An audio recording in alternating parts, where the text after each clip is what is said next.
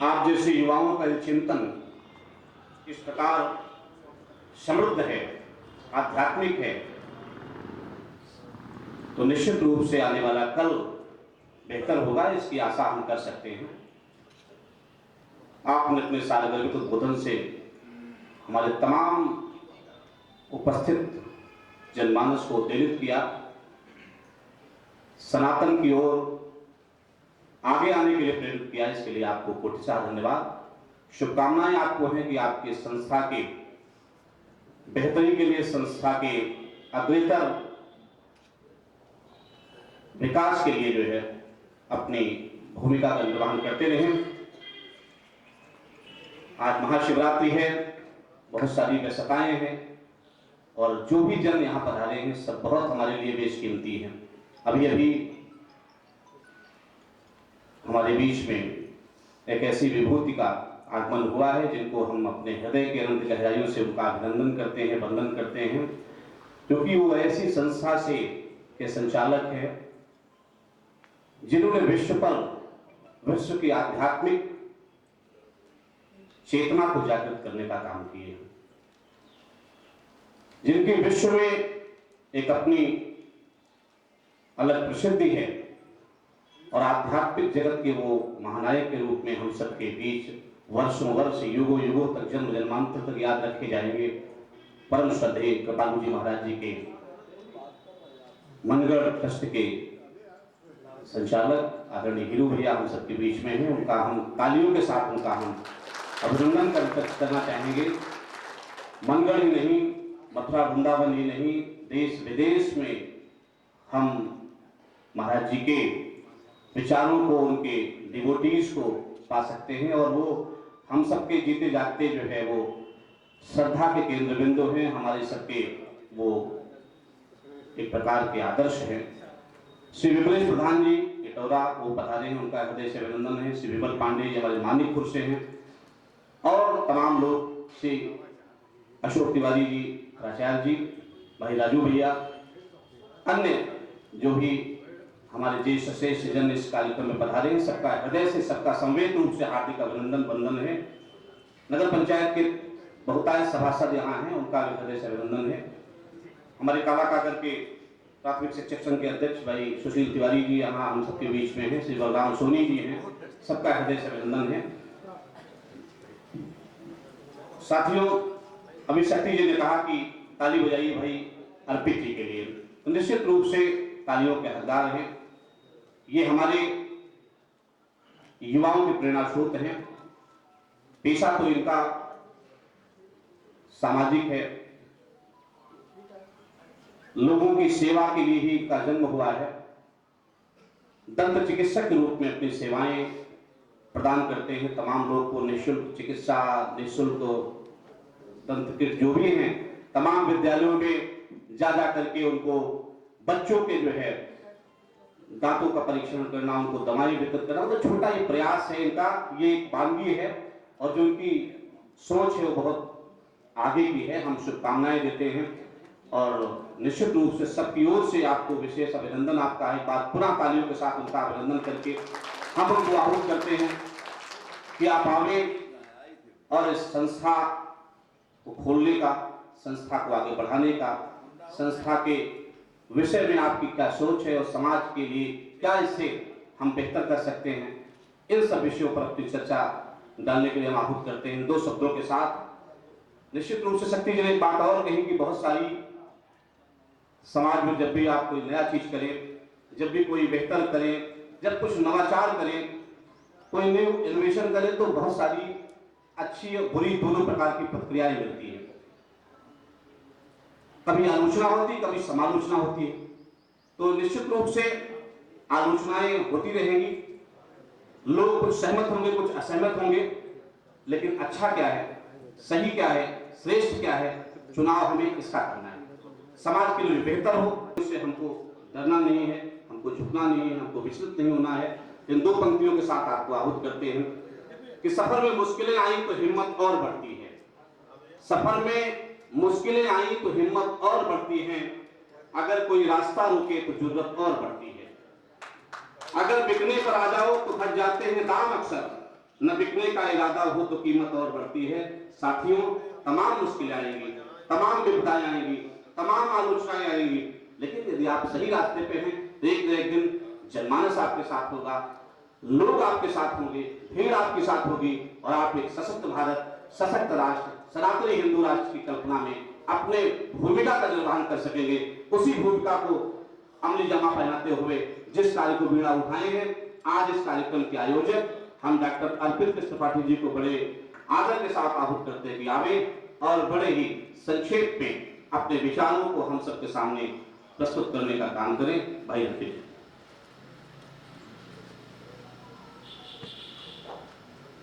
हरिओम तत्सत। मैं उन परम पिता परमेश्वर को सादर प्रणाम करता हूँ जो अनगिनत ब्रह्मांड के बनने से पहले भी एक सत्य के रूप में उपस्थित थे।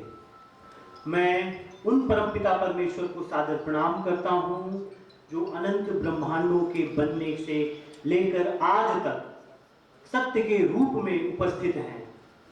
मैं उन परम पिता परमेश्वर का सादर प्रणाम करता हूँ जो अभी से लेकर अनंत कालों तक सत्य के रूप में विद्यमान रहेंगे। मैं उन परम पिता परमेश्वर को सादर प्रणाम करता हूँ जिनकी चेतना से समस्त ब्रह्मांडों का निर्माण आरंभ हुआ।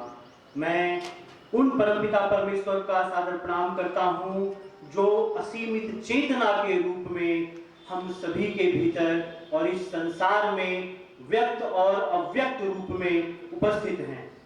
मैं उन परमपिता परमेश्वर को सादर प्रणाम करता हूँ जिनके होने मात्र से बिना कुछ किए ही सभी क्रियाएं आपस में जन्म ले रही हैं। मैं शुद्ध चेतन स्वरूप शिव के रूप में उपस्थित श्री गुरु महाराज आनंदाश्रम जी महाराज को सादर प्रणाम करता हूँ और यहाँ इस मंच पर उपस्थित और हमारे सामने उपस्थित मैं सभी चेतनाओं को सादर प्रणाम करता हूँ। मैं स्वयं को प्रणाम करता हूँ। आज जिस कार्य के निमित्त हम आप सभी लोग यहाँ उपस्थित हुए हैं, यह कार्य एक महायज्ञ के समान है और इस कार्य के विषय किसी महायज्ञ की ज्वालाओं की भांति ही असंख्य हैं। इसलिए आज उनमें से कुछ ही विषयों पर हम आप आज बात कर सकेंगे। इसलिए आप सभी से निवेदन है कि बिना आलोचनात्मक भाव के और बिना पूर्वाग्रह के पूरी बात को धैर्यपूर्वक सुने। आप सभी से एक विनम्र सवाल है, कृपया आहत ना होइएगा।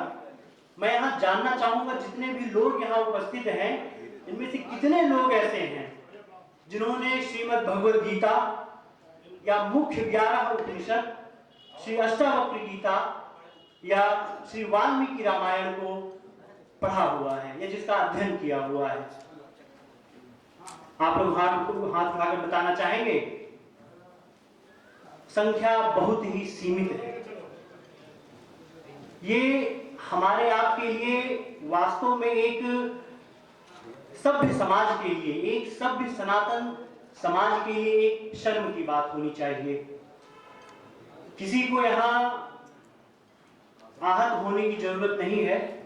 मैं एक कारण बताना चाहूंगा कि ऐसा संभव क्यों नहीं हो पाया, जबकि श्री रामचरितमानस एक ऐसा ग्रंथ है जिसको शायद ही यहाँ कोई उपस्थित हो जिसने उसे अपने अब तक के जीवन काल में कभी ना कभी पढ़ा ना हो।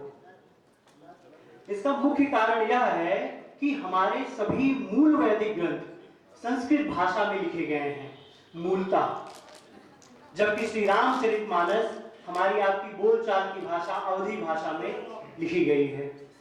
सभी वैदिक ग्रंथों का हिंदी अनुवाद तो उपस्थित है, लेकिन संस्कृत भाषा से हमारी आपकी विमुखता इतनी अधिक है कि हम आप अपने वैदिक ग्रंथों की ओर कभी देखना भी पसंद नहीं करते हैं। या समझिए, संस्कृत भाषा से हमारी आपकी दूरी इतनी है कि हम आप ये विचार करते हैं कि वैदिक ग्रंथ अभी खोलेंगे तो मंत्रों को हम आप ढंग से उच्चारण तक नहीं कर पाएंगे। और आज की युवा पीढ़ी की हालत ये है कि संस्कृत भाषा के मंत्रों की बात छोड़िए, श्री रामचरितमानस को शुद्ध उच्चारित नहीं कर सकते हैं। संस्कृत भाषा के विलुप्त होने का दूसरा मुख्य कारण है हमारे आपके गुरुकुलों का विलुप्त हो जाना और संस्कृत भाषा का आधुनिक समाज में आर्थिक रूप से उपयोगी न होना। संस्कृत भाषा इस विश्व की सबसे प्राचीन ग्रंथ ऋग्वेद की भाषा है। यह बात मानने में भी हमको आपको कठिनाई नहीं होनी चाहिए कि संस्कृत भाषा ही इस विश्व की पहली भाषा है। संस्कृत भाषा में उपस्थित हमारे आपके पास जो पांडुलिपियां हैं उनकी संख्या लगभग 3 करोड़ है, जबकि ग्रीक और लैटिन भाषा की सम्मिलित पांडुलिपियों से वो 100 गुना अधिक है। हम आपको इस बात पर गर्व होना चाहिए। संस्कृत भाषा अधिकांश भाषाओं की जननी है। आज जब संस्कृत भाषा पर तमाम बड़े विश्वविद्यालयों में रिसर्च जारी है, हम आप जहां इस संस्कृत भाषा का उदय हुआ वहां ये विलुप्त के कगार पर है। हमारा आपका प्रयास ये होना चाहिए कि संस्कृत भाषा को फिर से पुनर्जीवित कर हम आप अपनी संस्कृति को बचाएं, क्योंकि संस्कृत भाषा एक भाषा मात्र नहीं है, अपितु यह एक विचार है। संस्कृत विश्व का कल्याण है, संस्कृति सहयोग है, शांति है। संस्कृति में वसुधैव कुटुंबकम और सर्वे भवन्तु सुखिनः की भावना है। इसलिए हम आपको वापस से एकजुट होकर संस्कृत भाषा को पुनर्जीवित करना होगा। इसलिए इस संस्कारशाला का प्रथम और मुख्य भाग संस्कृत पाठशाला का है, जिसमें हमारा आपका प्रयास ये है कि वहां उपस्थित आचार्य, अध्यापक और अध्यापिका सरल से सरलतम भाषा में संस्कृत भाषा को छोटे बच्चों से लेकर बड़ों तक को समझा सकें।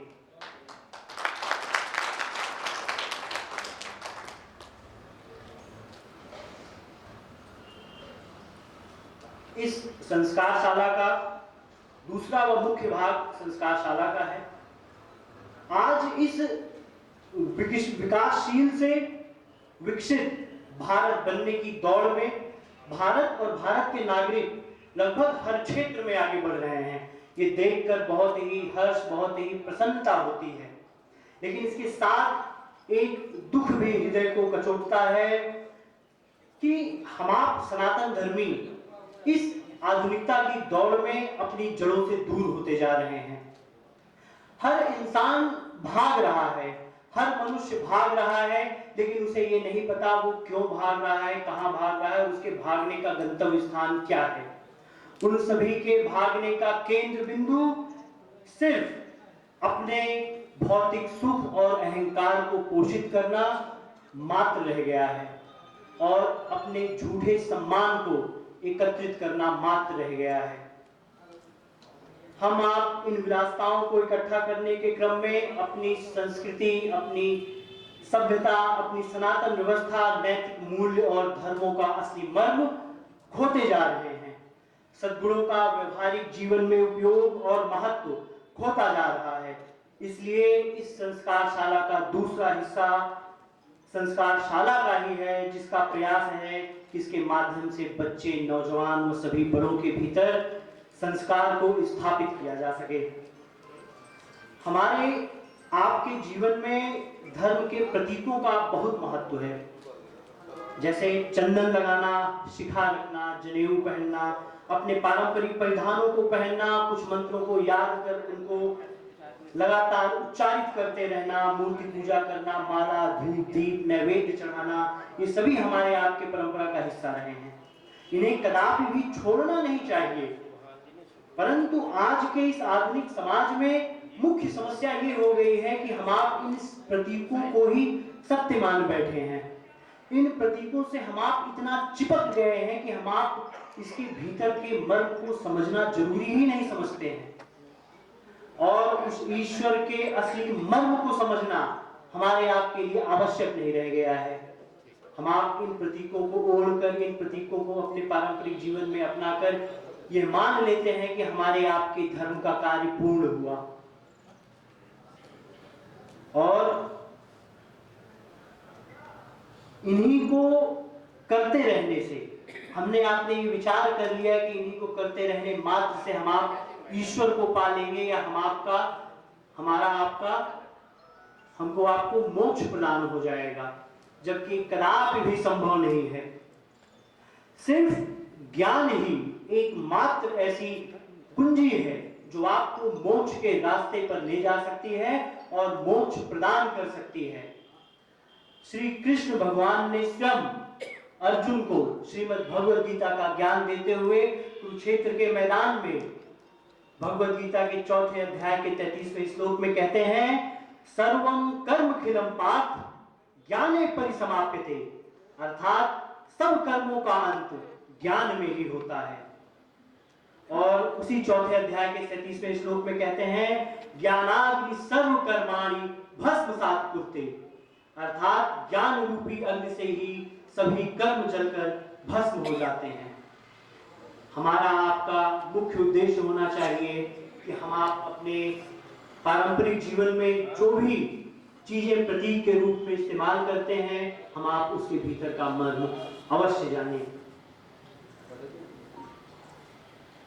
आप लोगों के समक्ष में मुंडकोपनिषद का पहले अध्याय के दूसरी वल्ली का 10वां श्लोक पेश करना चाहता हूं, जिसमें कहा गया है, ईष्टापूर्तम मन्यमाना वरिष्ठम नाम श्रेयो वेदयन्ते प्रमूढ़ा ना कस्य पृष्ठे ते सुकृते अनुभूतमेवं लोकम हीनतरम वाविशन्ति।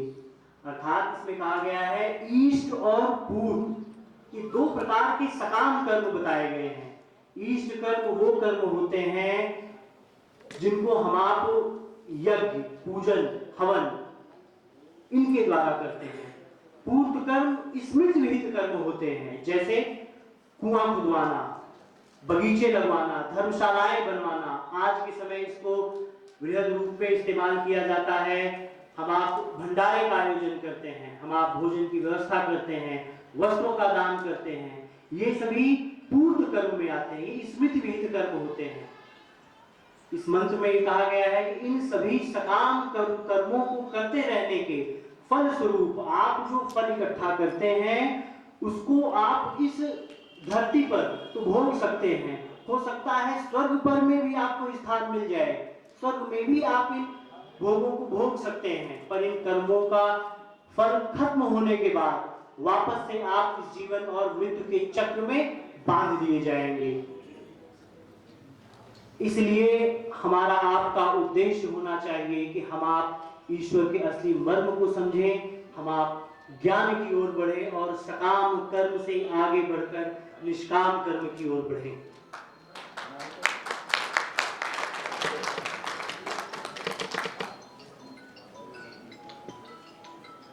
ईशावास्योपनिषद का पहला श्लोक हमको आपको सिखाता है, ओम ईशावास्मिदः सर्वम सर्वम यत्किंच जगत्याम जगत तेन त्यक्तेन भुजिथा मा गृधः कस्य सिद्ध नाम। कहते हैं कि यह संपूर्ण विश्व उस परम पिता परमेश्वर से परिपूर्ण है। इस संपूर्ण ब्रह्मांड का कोई भी ऐसा हिस्सा नहीं है जो उस ईश्वर से रहित हो। इसलिए इस संसार में रहते हुए यहाँ को इस संसार को भोगिए, लेकिन इस संसार से लिप्त मत होइए, क्योंकि यह संसार, यह भौतिक संसार किसी का नहीं है। अर्थात यहाँ पर निष्काम कर्म को ही प्रधानता देते हुए ज्ञान की ओर बढ़ने के लिए कहा जा रहा है। इसलिए संस्कार शाला का जो तीसरा हिस्सा है वो है वेदांत शाला का, जिसमें आपको प्रमुख वैदिक ग्रंथ श्रीमद् भगवद गीता, सभी उपनिषद, अष्टावक्र गीता, इन सभी का ज्ञान समय समय पर दिया जाता रहेगा। सनातन धर्म की सबसे मूल इकाई है वर्ण व्यवस्था। मैं आप सभी लोगों का ध्यान इस ओर आकर्षित करना चाहूंगा क्योंकि ये एक बहुत ही महत्वपूर्ण विषय है हमारे आपके सनातन धर्म के लिए।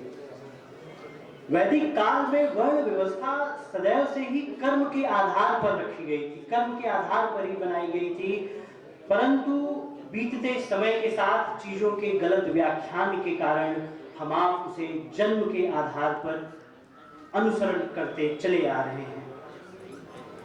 वैदिक काल में वर्ण व्यवस्था 4 भागों में विभक्त थी: ब्राह्मण, क्षत्रिय, वैश्य और शूद्र। ब्राह्मण का असली अर्थ होता है ब्रह्म का ज्ञानी, या मैं इसे एक पायदान और नीचे लाते हुए कहना चाहूंगा, वो व्यक्ति जो ब्रह्म का ज्ञानी तो नहीं है पर कम से कम ब्रह्म के ज्ञान के लिए उसके भीतर मुक्षा है और वो ब्रह्म के ज्ञान की ओर अग्रसर है। सिर्फ वही व्यक्ति ब्राह्मण कहलाने के योग्य है। आप सभी लोग जो यहाँ उपस्थित हैं और स्वयं को ब्राह्मण कहते हैं, ये वक्त है खुद के आत्म अवलोकन का। आप स्वयं अपना आत्म अवलोकन करिए और इस चीज को पहचानने का प्रयत्न कीजिए कि क्या वास्तव में आप ब्राह्मण हैं। वर्ण व्यवस्था का दूसरा हिस्सा है क्षत्रिय समाज का।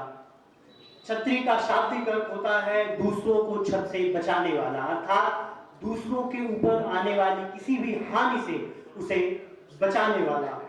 गरीब, निरीह, वृद्ध, महिला, बच्चे, शोषित, वंचित, इन सभी के ऊपर आने वाली किसी भी परेशानियों से उनको बचाने वाला व्यक्ति ही क्षत्रिय कहलाता है। यहाँ क्षत्रिय समाज के बैठे हुए जितने भी लोग हैं, सभी से हमारा ये आग्रह है कि वो भी स्वयं का आत्मावलोकन करें और ये देखें कि क्या वो भी वास्तव में क्षत्रिय हैं। तीसरा हिस्सा वर्ण व्यवस्था का आता है वैश्य समाज का। वैश्य समाज का मुख्य कर्म होता है व्यवसाय, कृषि, पशुपालन। ये मुख्य व्यवसाय हुआ करता था वैदिक काल में। और इन्हीं के ऊपर राष्ट्र के निर्माण में, बड़े यज्ञों में या किसी भी प्रकार के जो है आर्थिक सहयोग में वैश्य समाज का ही सदैव योगदान रहा करता था। उनको भी खुद से ये सवाल पूछना चाहिए, उनको भी खुद का आत्म अवलोकन करना चाहिए। चौथा वर्ण आता है शूद्र। इनको मां गंगा की तरह ही सभी जनों की सेवा का दायित्व सौंपा गया था। मानसिक, शारीरिक गुणों व कार्यों के आधार पर स्थापित वैदिक वर्ण व्यवस्था को कलुषित जन्म के आधार पर जाति व्यवस्था बनने से हमारे कुछ भाई हैं जिनके साथ लगभग 1000 वर्षों में अन्याय हुआ और हम में से यहाँ बैठा कोई भी व्यक्ति इस बात से असहमत नहीं हो सकता है। लेकिन अब समय है अपनी गलतियों को सुधारने का। राजनीति व अपने स्वार्थ से प्रेरित व्यक्ति हमारे आपके भाइयों को भड़काकर समाज, धर्म और राष्ट्र की शांति को भंग कर रहे हैं। अभी भी वक्त है हम आप सभी लोगों से बीसों नख जोड़कर ये निवेदन करता हूं कि अपने ब्राह्मण और क्षत्रिय होने के अहंकार को त्यागिए और हृदय में विशालता लाइए और कर्म से ब्राह्मण और क्षत्रिय बनिए और विशाल हृदय लेकर हमारे भाई जो कर्म से उत्तम हैं उन्हें गले लगाइए और ऐसे ब्राह्मण और क्षत्रिय व्यक्ति जो कर्म से संकुचित हैं, हम आपका ये दायित्व बनता है कि हम आप उन्हें भी सत्य के मार्ग पर प्रशस्त करें, हम आप उन्हें भी सही राह दिखलाएं।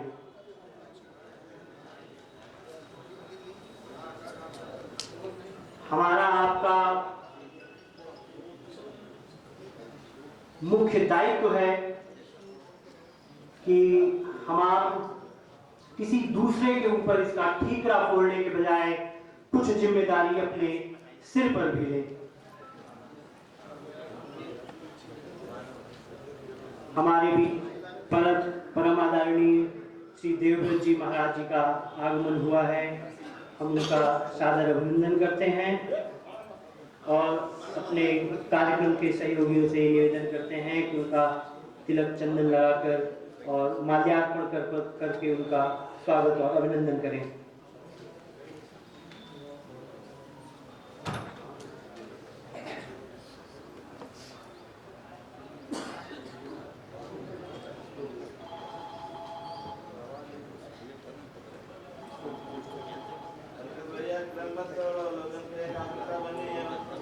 जी जी जी जी जी मैं विलंब के लिए क्षमा चाहता हूँ। आज के समय इस लोकतंत्र में मेरे विचार से सभी मनुष्यों को अपने भीतर चारों वर्णों को समाहित करके चलना होगा, सभी को ज्ञानी भी बनना होगा, सभी को अपने आसपास के जरूरतमंदों के मदद के लिए बलिष्ठ भी बनना होगा, अपने व राष्ट्र के और धर्म के उत्थान के लिए सभी को धनार्जन भी करना पड़ेगा और समाज की सेवा के लिए भी सभी लोगों को आगे आना होगा। आज के समय तेजी से हो रहा धर्मांतरण भी हमारे आपके बीच एक चिंता का विषय है। जब तक हम आप अपने विचारों को वृहद करके इस विषय पर आगे नहीं बढ़ते हैं, हम आप तेजी से हो रहे धर्मांतरण की व्यवस्था पर चोट करने के लिए सदैव कमजोर महसूस होते रहेंगे। और जैसे ही आपके समाज में डेमोग्राफिक चेंजेस आते रहेंगे, आपकी सभ्यता पर बढ़ता खतरा और गहराता जाएगा। उदाहरण के तौर पर कश्मीर, बंगाल और केरल को आप स्वयं अपनी आंखों से देख सकते हैं। वक्त है सनातन धर्म को नया रंग देने का, नई ऊर्जा देने का, नई चेतना देने का। वक्त है अपने सभी भाइयों को गले लगाकर साथ चलने का। वक्त है उन्हें सनातन धर्म की मुख्य धारा से जोड़ने का, या संभव है उन्हें सनातन धर्म के मुख्य वैदिक ग्रंथों से जोड़कर, या संभव है उन्हें धर्म के मूल व अंतर्भाग से जोड़कर, या संभव है उन्हें बिना किसी भेदभाव के सभी सनातन संस्कार वैदिक व्यवस्था के अनुसार उन्हें उपलब्ध कराकर। एक और छोटा सा विषय है, मैं आप लोगों के सामने बहुत संक्षेप में रखना चाहता हूं कि आज के समाज में सम्मान देने का मानक सिर्फ और सिर्फ आर्थिक तरक्की और ख्याति, बस इतना ही रह गया है। जबकि हमको आपको इस मानक को बदलकर सद्गुण, सदाचार, नैतिकता और ज्ञान को प्राथमिकता देनी चाहिए। आप जिस व्यवहार को अपनाते हैं, आपकी पूरी पीढ़ी, आपकी निचली पीढ़ी उस व्यवहार को देखती है और लगातार इस व्यवहार की पुनरावृत्ति होती रहती है। इस पर सुधार की बहुत आवश्यकता है। इस कार्यक्रम के माध्यम से जो भी कुरीतियां फैली हैं उस पर चर्चा करके उसे खत्म करके समाज को एक नया और बेहतर वातावरण दिया जाए, इस बात की पहल इस संस्कार साधा के माध्यम से आप लोगों तक किया जाना है। यह महायज्ञ, यह एक महायज्ञ है, जैसा हमने आपको पहले भी समझाया है। आप सभी लोगों से एक करबद्ध निवेदन है कि आप सभी लोग इस महायज्ञ में अपनी अपनी योग्यता और सामर्थ्य अनुसार अपनी आहुति सुनिश्चित करें। यह आहुति मानसिक, शारीरिक, आत्मिक व आर्थिक किसी भी रूप में हो सकती है।